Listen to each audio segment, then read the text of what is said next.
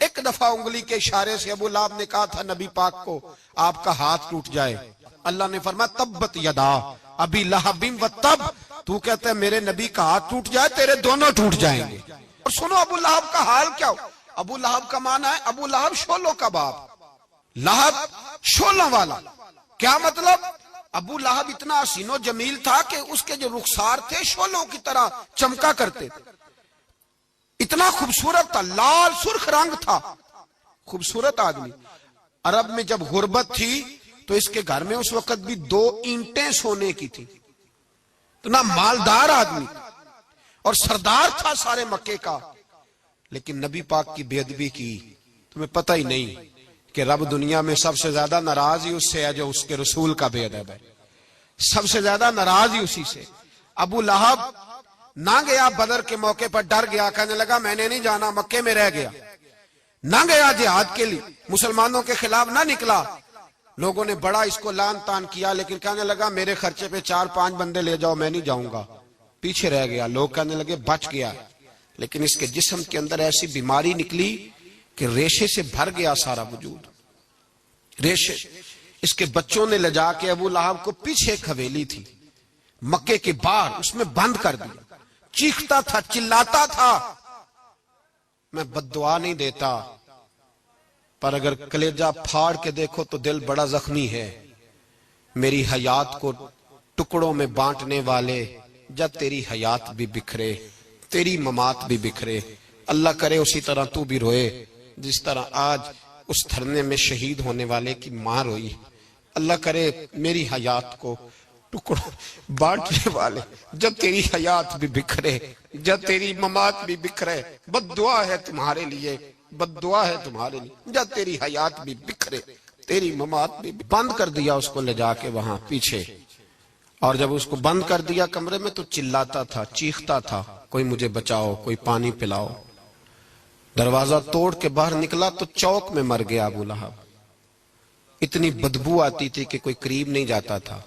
چوک میں لاش پڑی تھی، یہ ہے میت کسی بے ادب کی، منہ دکھانے کے قابل نہیں، ان کے دشمن پہ لعنت خدا کی، رحم پانے کے قابل نہیں ہے۔ چوک میں لاش پڑی ہے، تبت یدا ابی لہب و تب، چوک میں پڑی ہوئی ہے، کوئی قریب نہیں جاتا۔ اس کے بیٹوں سے لوگ جا کے کہنے لگے تمہارا باپ تھا، شرم کرو۔ ایک ملازم کو پیسے دیے اس کے بیٹے نے، کہا گڑھا کھودو اور میرے باپ کو رسی کے ساتھ پکڑ کے اس میں پھینک دو۔ ایک گڑھا کھودا مکے کی گلی میں، اور رسی کے ساتھ پکڑ کر، رسی کے ساتھ باندھ کر اس کی ٹانگ کو گھسیٹ کر اس گڑھے میں ڈال دیا، اوپر سے مٹی ڈال دی، بدبو کا وہ ڈھیر بند کر دیا۔ ابو لہب مکے کا سردار تھا، پر جانے کہاں مردود دفن ہے۔ لیکن میانی صاحب کے قبرستان میں جاؤ، میانی صاحب کے قبرستان میں وہ علم الدین جسے اپنا نام بھی نہیں لکھنا آتا تھا، ہزاروں لوگ روزانہ اس کی قبر پہ کھڑے ہوتے ہیں اور رسول اللہ کی نعتیں سناتے ہیں۔ جا کے دیکھو تو صحیح، منظر کتنا بدل گیا۔ اور جب غازی علم دین شہید کا جنازہ اٹھا تو امیر ملت پیر جماعت علی شاہ صاحب کی چیخ نکل گئی، اور ڈاکٹر اقبال رونے لگے، اور قائد اعظم تڑپنے لگے، منتیں کرتے تھے محمد علی جناح کہ یارو تھوڑے پیچھے تو ہٹو، میرا بھی دل کرتا ہے میں بھی ذرا اسے کندھا دے لوں، ذرا پیچھے تو ہٹو۔ محمد علی جناح جیسے لوگ تڑپتے تھے، اور جب قبر میں اترنے کی باری آئی تو ڈاکٹر اقبال نے ہاتھ باندھے، کہنے لگا او دوستو اقبال پہ تھوڑا رحم کھاؤ، اسے میرے ہاتھوں پہ رکھو، قبر میں اتار دیتا، اسے میرے ہاتھوں، قوت عشق سے ہر پست کو کر دے، دہر میں اس میں محمد سے اجالا کر دے، اور کی محمد سے فاتون تو ہم تیرے، یہ جہاں چیز ہے کیا لوح و قلم تیرے ہیں۔ اور اقبال کہنے لگے دیکھو میں شعر لکھتا رہا، اور یہ لوہاراں دا منڈا نمبر لے گیا۔ میرے نبی پاک صلی اللہ، ایک شخص حضور کے سامنے بیٹھا ہے تو منہ چڑھا چڑھا کے باتیں کر رہا ہے۔ کچھ لوگ نقلیں اتارتے ہیں، اور بزرگوں کی نقل اتارنا اور بزرگوں کی توہین کرنا یہ رب کو سب سے ناپسندیدہ فعل ہے۔ توہین کے انداز میں نقل اتارنا، تو کہتے ہیں منہ چڑھا چڑھا کے باتیں کر رہے تھے، میرے حبیب نے فرمایا نہ ایسے کر، بڑے میٹھے انداز، کیوں اپنے منہ کو بگاڑ رہا، نہ کر۔ کہنے لگا جی ہے ہی ایسا. حضرت ابو ہریرہ فرماتے میں قریب بیٹھا تھا, حضور مسکرا رہے اور نہ کر ایسے. کہنے لگا جی یہ میرا منہ ہے ہی ایسا. فرماتے میں دیکھ رہا تھا حضور کے چہرے کا رنگ بدلا, آنکھوں میں جلال آیا. فرمایا اچھا جا پھر ایسا ہی ہو جائے, جا پھر ایسا ہی ہو جائے. کہتے ہیں میں نے دیکھا اس آدمی کا منہ بگڑ گیا. حضرت ابو ہریرہ فرماتے ہیں وہ رویا کرتا تھا مدینے کی گلیوں میں اور کہتا تھا کوئی مجھے معافی لے دو, لیکن گرا جو ان کی نگاہ سے وہ سنبھل نہیں سکتا. گرا جو ان کی نگاہ سے کبھی سنبھل نہیں سکتا. کوئی ایسا کام نہ کرے, کوئی ایسا کام نہ کرے کوئی بھی جس سے حدیث صحیح میں موجود ہے بنی اسرائیل کے ایک شخص نے اپنی ماں سے بد دعا لی تھی اور عابد زاہد تھا, لیکن ماں کا نافرمان تھا. تو اماں نے کہا جا مرنے سے پہلے تو آزمائش میں مبتلا ہو جائے. رب کی خفیہ تدبیر سے ڈرنا چاہیے. تو مرنے سے پہلے ایسی آزمائش میں ڈال گیا کہ ایک بری عورت نے الزام لگا دیا. لگا الزام, لیکن زمانے میں رسوائی چاروں جانب ہو گئی. تو لوگ آ کے کہتے تھے تیرے ساتھ کیا بنا؟ کہتا کچھ بھی نہیں, میری اماں نے میرے لیے بد دعا کی تھی, اس کا رنگ دیکھ رہا. کیوں میں نے ستایا اپنی ماں کو؟ توبہ کر, دعائیں لیا کریں زندگی میں. بد دعاؤں والے کام ہم تو 1 منٹ لگاتے ہیں بد دعا لینے میں, 1 منٹ لگاتے, 1 منٹ. ایک میں بزرگوں کا پڑھ رہا تھا ایک دفعہ اخبار میں, تو ان کی آنکھیں کالی ہو گئی, اندر سے کالی ہو گئی. تو بیچارے نابینا ہو گئے. کسی نے ان سے کہا کہ ہوا کیا؟ تو کہنے لگے ایک شرارتی لڑکے نے میرے آگے کھڑے ہو کے 2-3 دفعہ ریس دی تو دھواں میرے منہ پہ پڑا, تو وہ آنکھوں کے اندر گھس گیا ہے, بڑے علاج کرائے, لیکن اس کی شرارت تھی نا. تو وہ کہتے ہیں میں تو یہی کہتا ہوں کہ اللہ کرے تجھے بھی کبھی یہ معاملہ ہو, تجھے پتا چلے. ہم نہیں, باز ہی نہیں آتے, ہم کسی کو تکلیف دینے کا کوئی موقع ہاتھ سے جانے ہی نہیں دیتے. میرے عزیزو یاد رکھو, ڈھونڈا کرو کہاں کہاں کس کس کو ستا بیٹھے, کس کس کی توہین کر بیٹھے, کہاں کہاں ہم نے لوگوں کے بد دعائیں اکٹھی کی. بد دعائیں پیچھا کرتی ہیں, جس طرح دعا پیچھا کرتی ہے بد دعا بھی پیچھا کرتی ہے. وہ پیچھے پیچھے چلتی ہے, وہ تاڑتی ہے. عتبہ نے میرے رسول پاک صلی اللہ علیہ وسلم کی بے ادبی کی. حضور علیہ السلام کے چہرہ انور پر اس نے معاذ اللہ ثم معاذ اللہ تھوکنے کی ناپاک جسارت کی. میرے حبیب نے دعا فرمایا یا اللہ اللہم سلط علیہ کلب, اللہ اس پر درندہ مسلط کر دے. ابو لہب کا بیٹا تھا, رات کو جب سوتا تھا تو ابو لہب 2-4 بندوں کو معاوضہ دے کے کھڑا کرتا تھا کہ نیزے لے کے کھڑے ہو جاؤ, میرے بیٹے کے قریب کوئی نہ آئے. توجہ ہے آپ کی؟ نیزے لے کے کھڑے ہو جاؤ. لوگ کہتے تو انہیں نبی بھی نہیں مانتا اور بات ہر ایک مانتا ہے, پیغمبر بھی نہیں مانتا. تو ان کے جملے کہنے لگا میں مانوں نہ مانوں بات الگ ہے, لیکن میرا تجربہ ہے جو اس کے منہ سے نکل جاتا ہے وہ ہو جاتا ہے, جو ان کی زبان اطہر سے نکل جاتا ہے وہ. ایک سفر پہ جا رہے تھے, قیام کرنا تھا, سونا تھا, 4 پہیاں لگی چاروں جانب. تو بیچ میں ابو لہب نے اپنے بیٹے کی 4 پائی لگائی, بیچ میں. جاگ رہے ہیں آپ لوگ؟ ارد گرد دوسرے لوگ سوئے بیچ میں, اور لوگ کہنے لگے تو پاگل ہو گیا ہے, اگر کوئی شیر آئے گا تو باقیوں کو نہیں کاٹے گا, صرف اس کو کاٹے گا. کہنے لگا بد دعا تو اس کے لیے ہوئی ہے, دعائے ضرر تو اس کو ملی ہے, اسی پہ مسلط ہوگا. شیر آیا رات کے اندھیرے میں, لوگ تھکے ہوئے تھے, ایک بندہ جاگ رہا تھا. وہ کہتا ہے اس نے سب کے منہ سونگے لیکن کسی کو اس نے تکلیف, کسی کو تکلیف. سونگتے سونگتے عتبہ تک آیا, اور لفظوں کا فرق دیکھیے گا, آیا ہے, چیرا ہے, پھاڑا ہے, ٹکڑے کیے, حصے بکھرے کیے, لیکن ایک بوٹی بھی نہیں کھائی.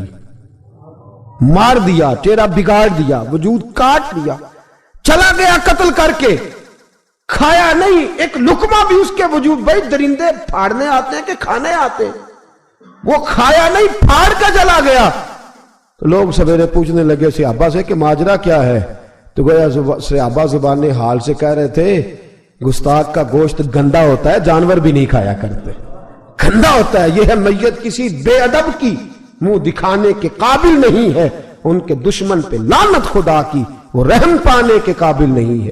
میرے رسول پاک صلی اللہ علیہ وسلم کی زبان اطہر سے اگر کبھی کسی شخص کے لیے ایسا جملہ نکل گیا تو پھر اس نے بھی اس کا پیچھا کیا, لیکن میرے حبیب نے دعائیں ہی دی ہیں. ام حرام یہ بخاری کی حدیث ہے. ایک خاتون ہے رضی اللہ تعالیٰ عنہ، وہ کہتی ہیں ایک دن نا میں نے کہا یا رسول اللہ میرا دل کرتا ہے میرے گھر آئیں. تو حضور تشریف لائے تو بڑے تھکے ہوئے، محبوب سفر تھا، تو کہتے تھکے ہوئے تشریف لائے تو حضور آ کے بیٹھے ہی تو میں نے دیکھا کہ نیند کی طرف توجہ ہے حضور کی. کہتے میں نے تکیہ پیش کیا تو میں قربان جاؤں محبوب میرے گھر میں آرام کرنے لگے. کہتی ہم سارے نظارے دینے لگے، دیکھو ہم کتنے خوش قسمت ہیں کہ ہمارے بسترے بھی نور نالا نور ہو گئے، ہمارا گھر بھی چمک گیا، روشنی پھیل گئی. کہتے ہیں حضور سوئے، جب اٹھے نا تو مسکرا رہے تھے. حضور اٹھے تو اس زمانے میں کوئی تصور نہیں تھا بیڑی بیرے کا، کشتی جو سمندر میں چلتی ہے اس کا تصور ہی نہیں تھا. ابھی قریب قریب نہیں بنتی تھی وہ کشتیاں، دور دور علاقوں میں بنتی تھی، اور اگر بنتی بھی تھی تو ان میں بیٹھ کے مجاہد نہیں جاتے تھے، مجاہد خشکیوں کے رستے جایا کرتے تھے. بی بی کہتی ہیں حضور اٹھے تو مسکرا رہے تھے. تو میں نے کہا حضور آپ کیوں مسکرا رہے ہیں، خیر تو ہے؟ تو نبی پاک نے فرمایا میں نے دیکھا ہے سوتے ہوئے کہ میری کچھ امت کشتیوں پر بیٹھ کے بھی کافروں کے خلاف جہاد کرے گی، دریاؤں میں بھی. اقبال نے کہا نا دشت تو دشت ہے دریا بھی نہ چھوڑے ہم نے، بحر ظلمات میں دوڑا دیے گھوڑے ہم. کشتیوں میں بھی جہاد کرے گی میں نے دیکھا ہے. تو کہتی ہے میں نے فٹافٹ کہا یا رسول اللہ مجھے بھی شامل کر دے ان میں. حضور مجھے بھی ان میں. حضور ذرا جلدی جلدی دیکھا جو ان کو بانٹتے، تو میں نے بھی بڑھ کے پیار سے دستے عطا کے سامنے دستے طلب بڑھا دیا. میں نے بھی آگے بڑھ کے کہا حضور تھوڑی خیر ادھر، حضور مجھے بھی شامل کر دے. کہتے پہلے بوڑھی تھی. نبی پاک نے ہاتھ اٹھائے کہ یا اللہ اس کو بھی ان میں شامل کر دے. اب فرماتے ہیں سرکار کا وصال ہوا، کوئی جہاد نہیں ہوا سمندر والا. حضرت ابو بکر کے زمانے میں کوئی جہاد نہیں ہوا سمندر والا. مجھے لوگ کہتے تو نے مرنا کب ہے؟ میں نے کہا جب تک کشتی والا جہاد نہیں ہو جاتا.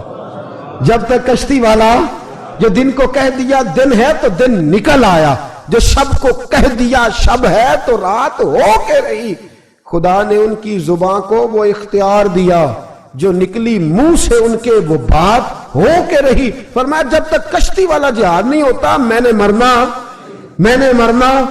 تو پھر بابے کو کہنے دو نا عرش فرشتے بانگا ملیاں مکے پہ گئی شور، اور بلے شاہ ایسا نہیں مرنا. گالی بکی بلے شاہ ایسا نہیں مرنا ہے، مر گیا ہی کوئی اور تے بارت شاہ کدو مر دے جنہ کیتیاں نیک کمائیاں نے. بات ہی ختم کر دی، او کدو مر دے جنہ کیتیاں نیک کمائیاں نے. حضرت سلطان باہو رحمت اللہ علیہ فرماتے ہیں کامل پیر اونا دے باہو قبر جنہ دی جیوے. فرمایا میں نہیں مرتی. حضرت اسرائیل نہیں آتے وہ چھو کے گزریں گے. کہتے بہنیں بھی چلی گئیں، بھائی بھی چلے گئے، خامد بھی چلا گیا، بچے بھی کئی گئے، اور میں اسی حالت میں. حضرت ابو بکر صدیق کا وصال ہوا، حضرت عمر کا وصال ہوا، حضرت عثمان کا گن رہے ہیں آپ لوگ. حضرت ابو بکر کے 2.25 سال، حضرت سیدنا عمر فاروق کے کم و بیش 10 سال، حضرت عثمان غنی کے تقریباً 11.5 سال. کتنا عرصہ ہو گیا؟ کہتی ہیں کوئی. پھر حضرت علی کے 4.5 سال.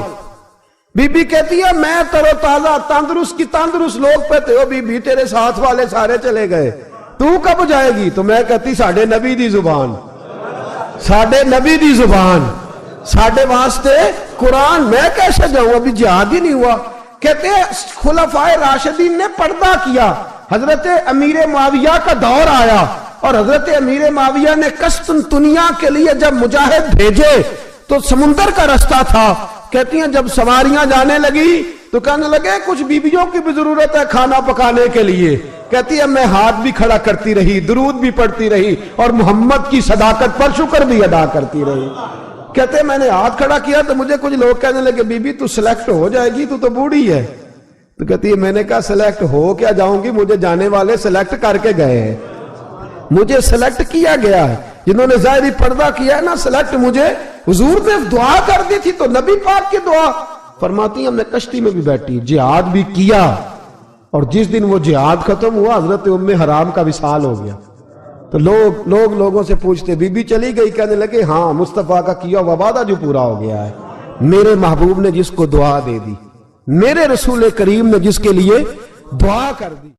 دوسرا درجہ والد کا. اگرچہ رسول پاک علیہ السلام کے والد گرامی آپ کی ولادت سے قبل تشریف لے گئے تھے، لیکن میرے حبیب پاک علیہ السلام نے جناب ابو طالب کے ساتھ جو رویہ رکھا اور پھر حضرت عباس کے ساتھ جو رویہ رکھا، پتہ کیا حال تھا؟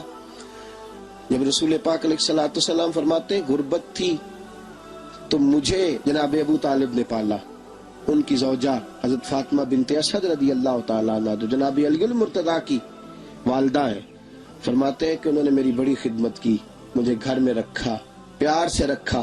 میرے والد اور والدہ کے وصال کے بعد، چچا کے جانے، دادا کے جانے کے بعد چچا اور چچی نے پالا اور اس گھر کو ایک مکمل ماحول فراہم کیا۔ پھر ایک وقت آیا کہ جناب ابو طالب پہ غربت آئی۔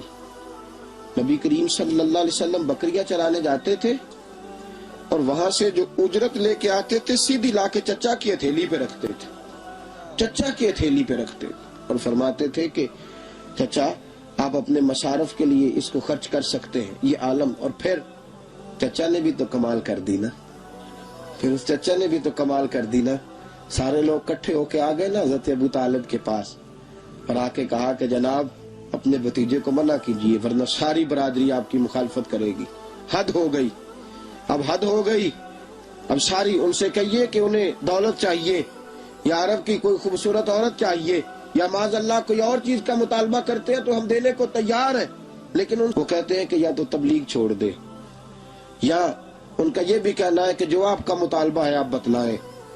حبیب پاک علیہ السلام نے فرمایا کہ اگر وہ میرے سیدھے ہاتھ پہ چاند رکھیں، دوسرے پہ سورج رکھیں، پھر بھی میں اللہ کی توحید کا اعلان کرتا ہی رہوں گا، میں تو اس دعوے سے باز نہیں آؤں گا۔ جناب ابو طالب نے کہا بھتیجے پھر میں بھی بوڑھا ہو گیا ہوں۔ توجہ ہے آپ کی؟ میری بات سمجھ میں آ رہی ہے؟ جس آدمی کا بڑا سہارا ہو نا، بڑا، وہ جب کہتا ہے نا نہیں، بندہ کی نا کچھ امیدیں وابستہ ہوتی ہیں کچھ لوگوں کے ساتھ، وہ ایک دو چار لوگوں کو کام کہتے ہیں پھر انہیں پتا ہوتا ہے کہ فلاں آدمی سے میری امید وابستہ ہے، وہ کبھی نہیں جائے گا۔ جب ابو طالب نے کہا نا کہ میں پھر بوڑھا ہو گیا ہوں، تو اللہ کے حبیب اٹھے، حضور سید عالم صلی اللہ علیہ وسلم کی مقدس آنکھوں میں آنسو ہے، گویا حضور فرما رہے ہیں کہ چچا باپ کا الفت بھائی کی نہیں کرتا جائیداد کے تنازع میں جتنی بھتیجے اٹھ کے کرتے۔ جناب ابو طالب نے دیکھا کہ رسول پاک نے رخ پھیرا، آنکھوں میں آنسو ہے، اچھا چچا تیری مرضی، یہ لفظ کہے تو حضور کی آنکھیں بھر آئی۔ جناب ابو طالب بوڑھے آدمی تھے، اٹھے، پیچھے دوڑے، حضور کو کندھے سے پکڑا، کھینچ کے رخ اپنی طرف کیا، سینے سے لگایا اور کہا بھتیجے جا، جو تیرے دل میں آتا ہے کر، خوشی ہو یا غم ہو، کوئی ساتھ دے نہ دے، تیرا چاچا ہمیشہ تیرا ساتھ دیتا رہے گا، جا تجھے اجازت ہے، جو تیرے دل میں ہے۔ میرے دوستو، بحیثیت ایک سربراہ خاندان کے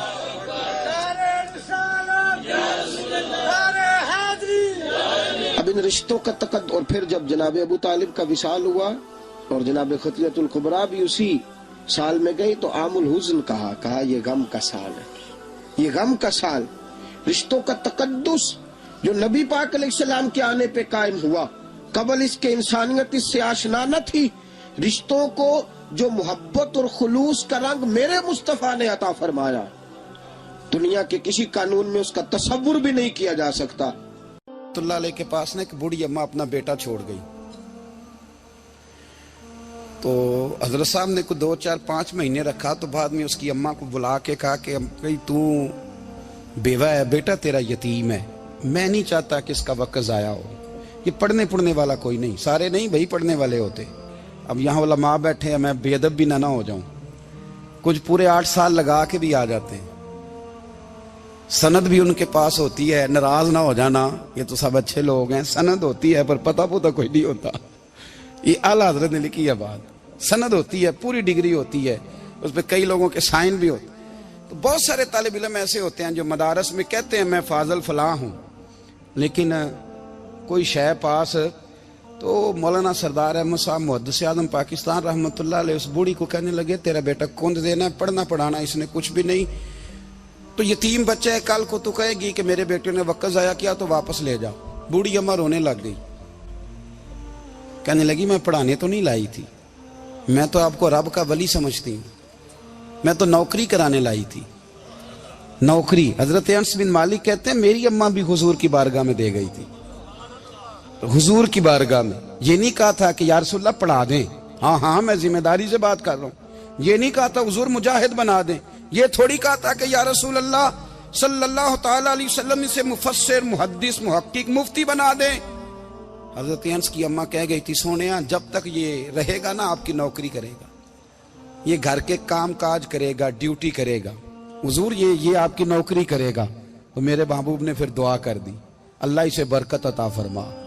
تم سمجھتا ہے خدمت والا خالی رہ جاتا ہے؟ جتنا ذائقہ خدمت والے کو ملتا ہے، جو اس کے نصیب میں آتا ہے، وہ کسی کا نصیب کہاں بھائی۔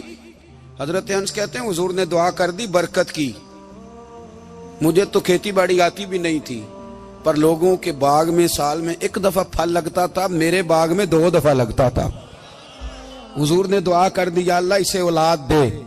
فرماتے ہیں میرے بیٹے، میرے پوتے، میرے نواسے، میری بیٹیاں، فرماتے ہیں میں زندہ ہوں اور میری 100 اولادیں موجود ہیں۔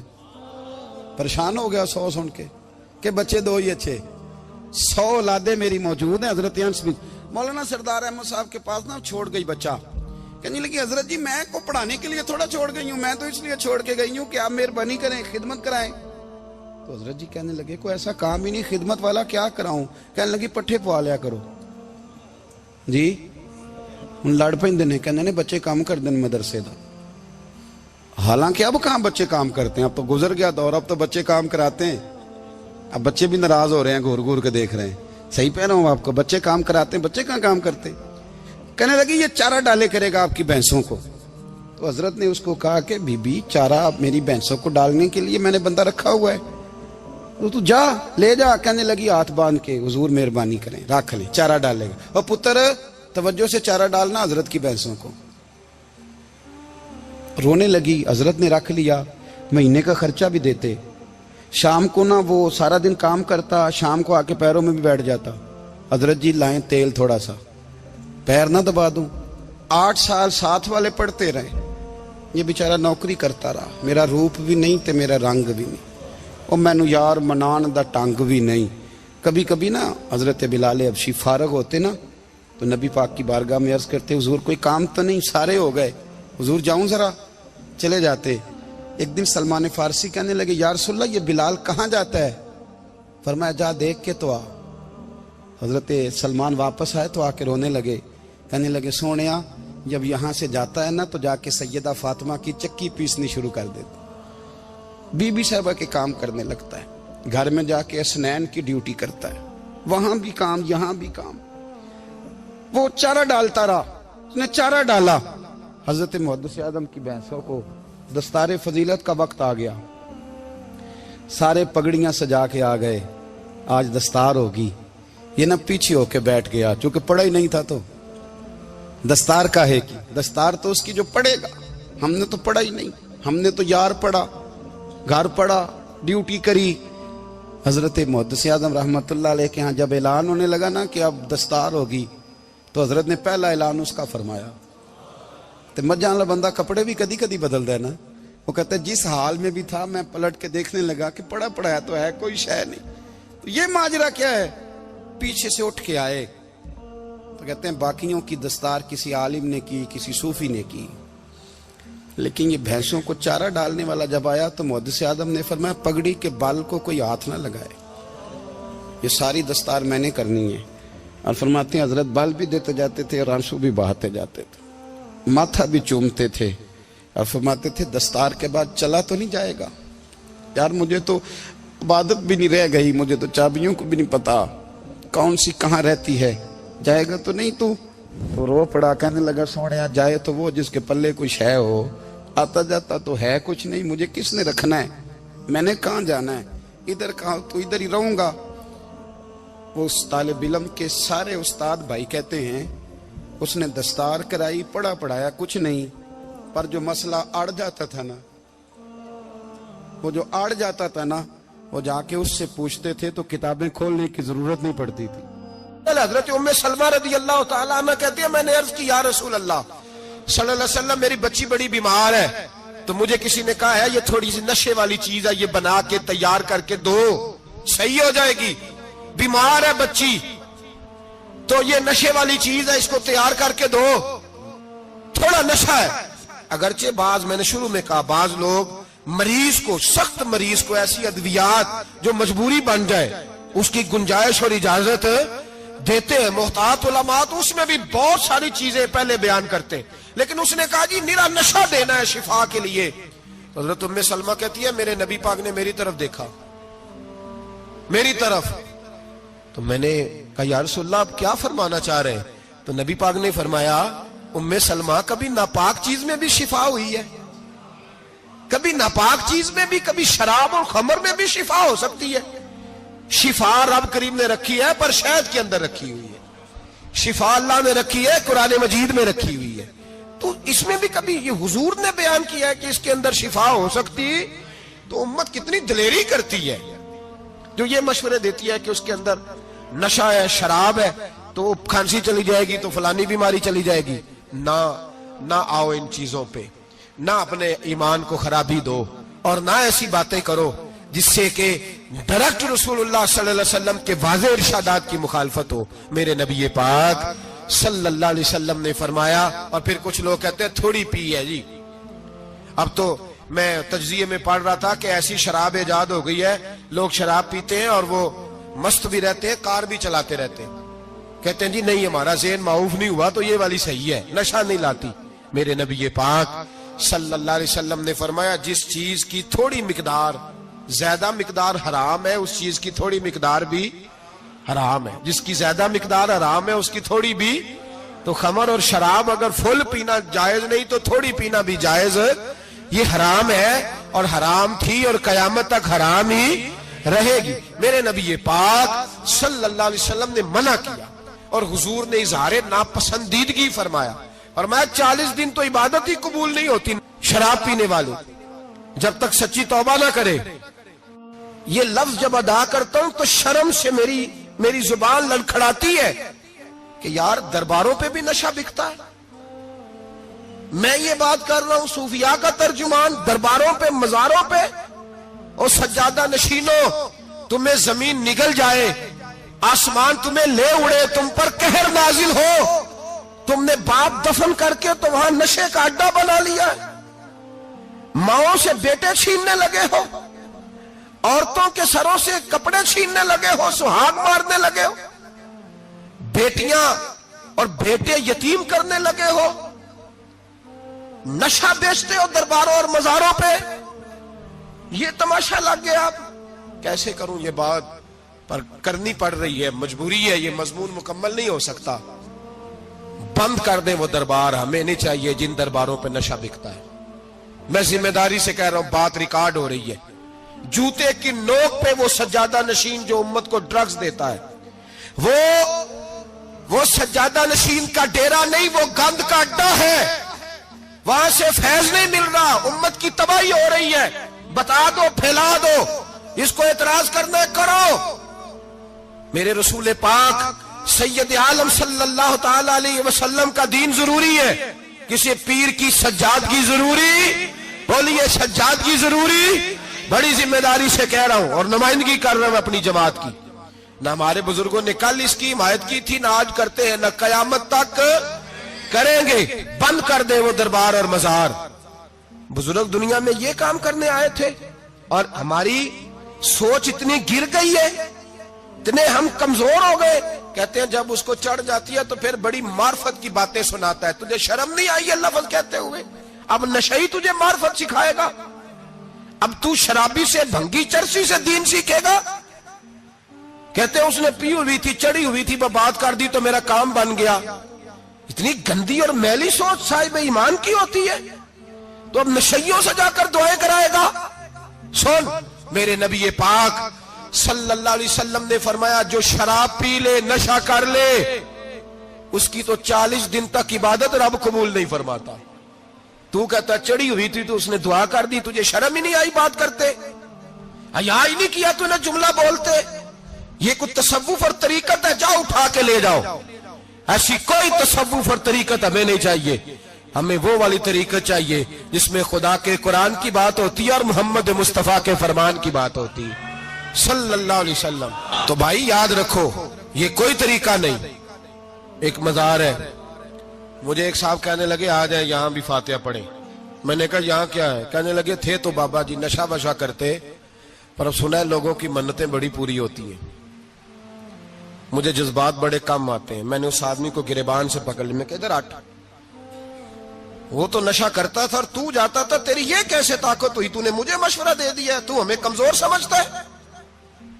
ہم کمزور ایمان کے لوگ ہیں، اور میں یہاں تجھے کہوں گا نہیں نہیں میں یہاں نہیں جاتا، میں وہاں جاتا ہوں۔ بالکل کوئی لگی لپٹی بات نہیں، کھری بات۔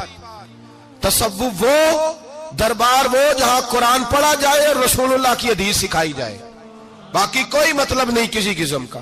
میں داتا صاحب کبھی جاؤں نا جلسہ کرنے کسی کام سے، کسی تقریب میں، تو میں داتا صاحب کے مزار پہ نہیں جاتا۔ میں کہتا ہوں یار یہ یرانہ نہیں کہ بندہ کسی کام آیا تھا تو فاتحہ پڑھ لی، واپس چلو گکھڑ سے اسپیشل آئیں گے داتا صاحب کے مزار پہ حاضری دینے، اور میرے سنگی گواہ ہیں کہ میں اسپیشل ٹائم نکال کے بہت سارے کام چھوڑ کے اسپیشل جاتا ہوں، اور میں مراد ماننے نہیں جاتا، میں داتا صاحب کا شکریہ ادا کر دے جاتا ہوں۔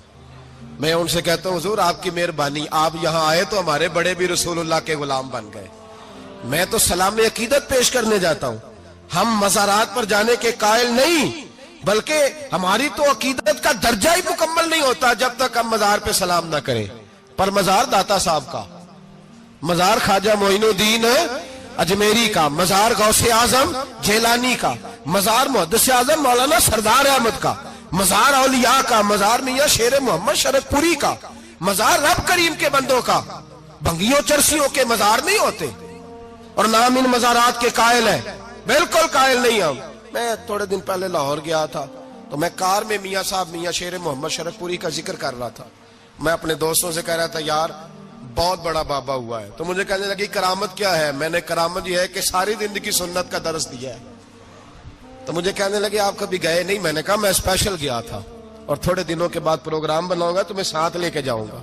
ہم مزارات کے قائل ہیں، حاضریاں دیں گے مزاروں پہ، لیکن بھنگیوں چرسیوں کے مزاروں پر جانے کے قائل ہیں، زور سے بولے، یہاں جانے کے قائل ہیں، کوئی عقیدہ نہیں ہے ہمارا۔ نشہ بکے گا اب مزاروں پہ، اب یہ تصوف ہوگا وہاں، یہ طریقت ہوگی۔ اور ملت پر رحم کھاؤ، خدا را اگر تمہارے قومی ادارے کہتے ہیں رپورٹ کرنے والے کہ 70 لاکھ پاکستانی نشہ کرتا ہے، تو کیا تمہیں یہ نہیں پتا کہ نشہ بیچتا کون ہے؟ کیا تمہیں یہ نہیں پتا کہ ڈرگز کا کاروبار کون کرتا ہے؟ اگر تمہیں یہ پتا ہے تو کیا یہ خبر نہیں تمہیں کہ ان رگوں پر یہ خون اتارتا کون ہے؟ میں اپنے بزرگوں سے معذرت کے ساتھ، نشے کا آغاز، ناراض تو نہیں ہو جائیں گے بزرگ، نوجوانوں کو میں لتاڑ لیتا ہوں لیکن بزرگوں کی عزت کرنا سنت ہے، تو میں بزرگوں سے معذرت کے ساتھ یہ یوں سمجھ لیے خوگرے حمد سے تھوڑا سا گلا بھی سن لے۔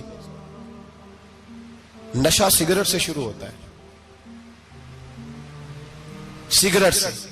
میں تمباکو کو حرام نہیں کہتا، یہ فتویٰ نہیں دے رہا، تمباکو کا حکم وہی ہے جو مولی کا ہے، جو کچے پیاز اور لہسن کا ہے، کہ آپ جب کھا لیتے ہیں تو منہ سے بدبو آتی ہے، تو آپ مسجد میں آئیں تو آنے سے پہلے مسواک کریں، منہ صاف کریں، پھر آپ آ جائیں، تو جائز ہے، مکروہ ہے لیکن حرام ہے۔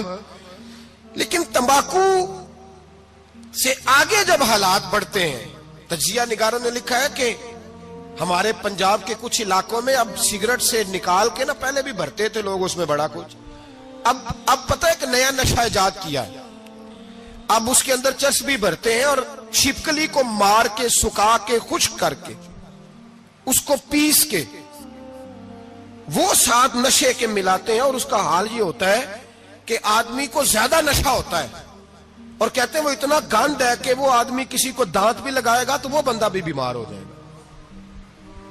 کیا یہاں لوگ اسپرٹ نہیں پیتے آپ کے ملک میں؟ اور ہم کبھی سڑک پہ جاتے ہیں تو نشئی کو دیکھ کے مذاق کرتے ہیں، دیکھنا میں ہارن لگاؤں گا تو گاڑی کے ہارن سے گر جائے گا، لیکن تجھے پتا نہیں کہ یہ کسی ماں کا بیٹا ہے، پتا نہیں کسی بیوی کا شوہر ہے۔ ایک ہمارے دوست ہیں، بزرگ ہیں، ان کا داماد فوت ہو گیا، نشہ کرتا تھا، تو میں تعزیت کرنے ان کے گھر پہنچا تو کھڑے ہو گئے ہاتھ باندھ کے، کہنے لگے حضرت صاحب باقی ساریاں گلاں چھڑ دیو، صرف نشے تے تقریر کریا کرو. وہ جب جیتا تھا تو تب بھی اس کے بچے یتیم ہی تھے, یتیم ہی تھے. میری بیٹی جب میرے گھر آتی تھی اور میں اپنے پوتوں کے اترے کپڑے اسے پہننے کو دیتا تھا تو میرا کلیجہ پھٹتا تھا. اور میری بیٹی اس کی زندگی میں بھی بیوہ کی زندگی گزار رہی تھی. وہ میری بہوؤں کے اترے ہوئے کپڑے پہنتی تھی. کوئی دعا کرو, کوئی جلسے کرو, یہ لت ختم ہو جائے.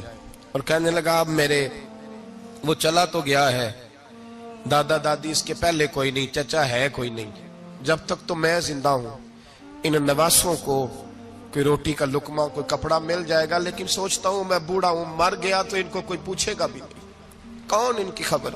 اتنا ظلم اس قوم سے, اتنی زیادتی. اور آرام سے لکھ کر لوگ گزر گئے کہ یہ 70 لاکھ ہے, ان کا درد تو سمجھو, تکلیف تو سمجھو. 7 فٹ کا سونا جوان اور نشے کا عادی ہے تو کسی نالی میں پڑا ہوا ہے. اور میں نے کہا اس قوم کے ساتھ اس سے بڑا بھیانک مذاق کیا ہوگا. کوئی دانشور تھا بڑا ظالم, اس ظالم سے کوئی مشورہ لینے آیا. اس نے آ کے کہا تو بڑا ظالم ہے, بڑے کڑوے مشورے دیتا ہے, میرا ایک دشمن ہے, میں اس سے بدلہ لینا چاہتا ہوں, میرا دل کرتا ہے اس کا بچہ قتل کر دوں تاکہ وہ تڑپے. تو ظالم نے کہا اسے قتل نہ کر, وہ تو اس کا باپ 2-4 مہینے رو کے چپ کر جائے گا. پھر میں سخت سزا دینا چاہتا ہوں, مشورہ دے. تو اس نے کہا اس کے بچے کو نشے پہ لگا دے. جس کا بچہ نشہ کرے گا وہ باپ روز مرے گا, روز جیے گا, وہ ماں روز مرے جیے گی, نشے پہ لگا دے. اس قوم کے ساتھ سب سے بڑا ظلم یہ ہوا کہ ملت کا جوان نشے پہ لگ گیا, ڈرگز پہ لگ گیا. اتنے تباہ حالات ہوئے کہ جوان چڑھتی جوانیاں, اماں نے کتاب دے کے بھیجا تھا, اور کالج سے واپس آئے تو نشے کے ٹیکے ہاتھوں میں پکڑے ہوئے, ٹیکے. اور آپ کے اس ملک کے اسلام آباد میں ایک دن میڈیا نے وہ خبر بھی وائرل کی اور وہ چیز بھی دکھائی لوگوں کو. 3 مہینے کا بچہ لے کے نشئی سڑک پہ آ گیا. اس نے کہا میرا نشہ ختم ہو گیا, میرا بچہ خرید لو, 2 پڑیاں دے دو. تو وہاں بیبیاں جو سن رہی تھی وہ بھی چیخے مار کے رو رہی تھی. یہ ظلم کیا اس قوم کے ساتھ, اور کرپشن کی لعنت نے اجازت دی سپلائی کرنے والوں کو کہ گلی گلی بیچے, گلی گلی. انہوں نے کچھ تھوڑا ظلم نہیں کیا ان حکمرانوں نے. اور ہماری اپوزیشن, اس کو نہ صرف اتنا پتا ہے کہ یہ جائیں اور ہم آئیں, اس سے زیادہ کوئی غرض نہیں. بھائی کرپشن کے خلاف نکلے ہو تم, نشے کے خلاف کس دن نکلو گے, جوئے کے خلاف کس دن, قوم تو مر رہی ہے نشے سے, اس کے خلاف میدان میں کب آؤ گے. صرف اتنا ہے کہ یہ جائیں اور ہماری باری آئے, اس سے زیادہ کچھ نہیں. موت کی آغوش میں جب تھک سو جاتی ہے ماں, تب کہیں جا کر کے تھوڑا سا سکون پاتی ہے ماں. فکر میں بچوں کی کچھ اس طرح کھل جاتی ہے ماں.